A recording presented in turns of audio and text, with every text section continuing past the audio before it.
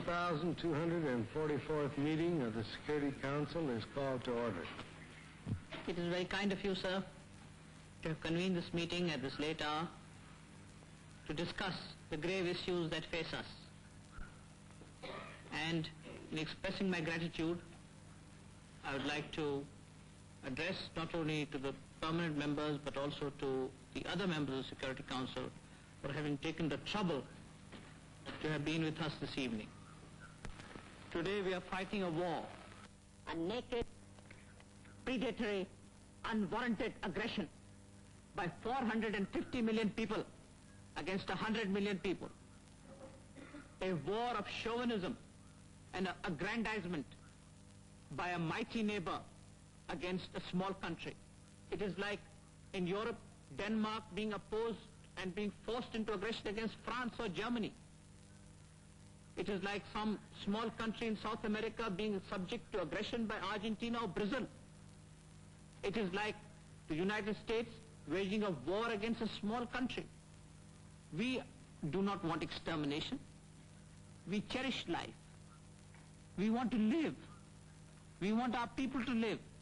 We want our people to progress. But today, our cities are being bombed indiscriminately by the might of India, by the formidable machine of the Indian armed forces.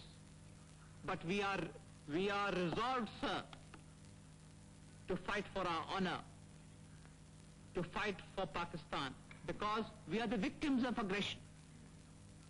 Aggression has been committed against the soil of Pakistan, and irrespective of our size, irrespective of our resources, we have the resolve, we have the will to fight, because ours is a just cause, ours is a righteous cause.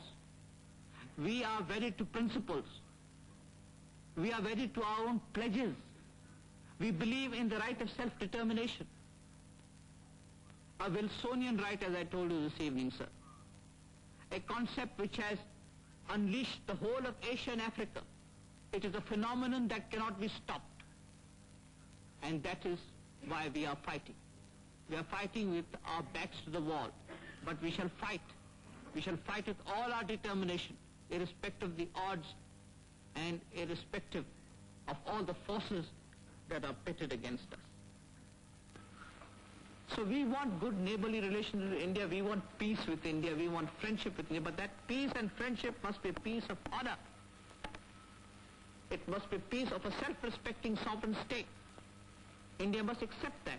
India must know that peace can only be established on the basis of self-respect and honor, on the basis of our own commitments, on the basis of our own pledges, on the basis of our own promises to the people of Pakistan, to the people of India, to the world at large, and above all to the people of Jammu and Kashmir. Jammu and Kashmir is not an integral part of India. It has never been an integral part of India. Jammu and Kashmir is a disputed territory between India and Pakistan. It is more a part of Pakistan than it can ever be with India, with all her eloquence and with all her extravagance with words. The people of Jammu and Kashmir, sir, are part of people of Pakistan. In blood, in flesh, in life, kith and kin of ours. In culture, in geography, in history, in every way and in every form. Irrespective of our size, of our resources. We shall fight to the end. But we shall fight in self-defense. We shall fight for honor. We are not aggressors. We are victims of aggression. It was the duty of the Security Council to pronounce on who is the aggressor and who is the aggressed. It was Pakistan that was the victim of aggression. And I am not referring here to some of the remarks made by countries which have no right to be here. They are not even countries. But I am referring to the great powers. I am referring to all peace-loving countries. I am referring to those who believe in the cause of justice, in the cause of righteousness, in the cause of honor. After all, history is not in vain. Wars have been fought in the past. People have upheld great causes. We believe more than ever before that justice is bound to prevail. For the people of Jammu and Kashmir, 5 million people, sir, must have a right to decide their own future. Why should they be made an exception? The whole phenomenon of self-determination, stretching from Asia and Africa, should apply to the whole world except to the people of Jammu and Kashmir. Are they some outcasts of an Indian society? Are they some untouchable pariahs? That they should not be given the right of self-determination, that they should not be allowed to have a right to their own future? The great country of France, they have permitted the Algerians to have the right of self-determination. It is a Wilsonian concept, the right of self-determination. The Soviet Union believes in the right of self-determination of all peoples. The whole world believes in the right of self-determination, and must it be denied to the people of Jammu and Kashmir merely because power must prevail over principle? Power shall never prevail over principle. Finally and ultimately, principle must prevail over power. This is a Christian concept. It is an Islamic concept. It is a civilized concept. And those nations who do not believe in such concept, they must face the ultimate consequences. The Secretary of State of the United States of America, Mr. Dean Rusk, said that the historical position is a plebiscite in Kashmir. On the one hand, you have the whole world arrayed on the cause of right and justice and morality. On the other hand, you have a war machine, an arrogant and a chauvinistic state, breaking its pledges, breaking its promises, and wanting to destroy the will and the spirit of our people. The will and the spirit of our people can never be destroyed, Mr. President. Let me tell you, sir, you can have one ceasefire, you can have another ceasefire, but 100 million people of Pakistan shall face extermination rather than to allow to forsake their principles to be negated and destroyed by sheer force and power.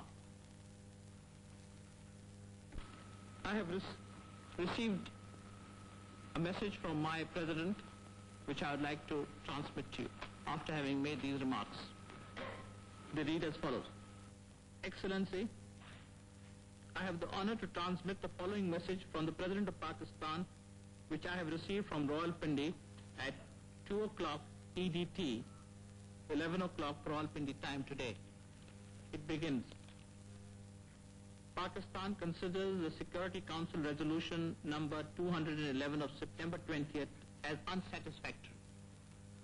However, in the interest of international peace, in order to enable the Security Council to evolve a self-executing procedure which will lead to an honorable settlement of the root cause of the present conflict, namely the Jammu and Kashmir dispute, I have issued the following orders to the Pakistan Armed Forces.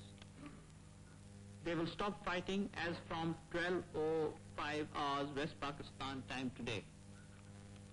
As from that time, they will not fire on enemy forces unless fired upon. Provided the Indian government issues similar orders to its armed forces. Hence, please accept, Excellency, the assurances of my highest consideration. This is to my permanent representative, Syed Amjad Ali.